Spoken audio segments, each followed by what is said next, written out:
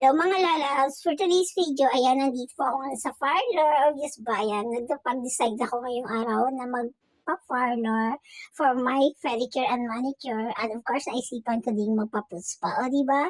Matagal-tagal na din kasi ako hindi makapag-puts pa. Pero ayan, inuna po ni ate yung aking kamay para masimulan na niya ang aking paa. O, diba? Matagal-tagal na din ako hindi nakapag-puts pa. I think last January. So, sabi ko, magpapapost pa na lang ako today. So, yan na nga guys. O, diba?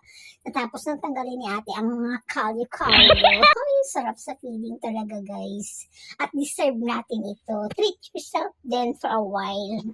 Kasi nga, sabi nga nila, life is short. So, i-enjoy po natin ang ating buhay. At yun nga, deserve din natin yung mga gantong bagay. Mahalin natin yung ating sarili dahil wala namang magmamahal sa'yo kundi ikaw lang. At Oh yeah. yan, ang sarap talaga sa feeling pag nagpapaputs pa.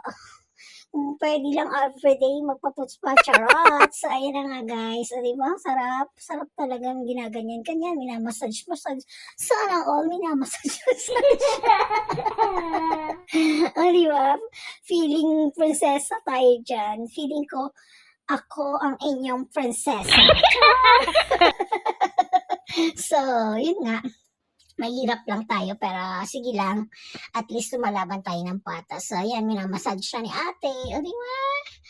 Ang sarap talaga. Kawawang paa. Napagod yan sa kalakad everyday. O, di ba? Sarap. Sarap talaga ng massage. So, thank you for watching. See you around.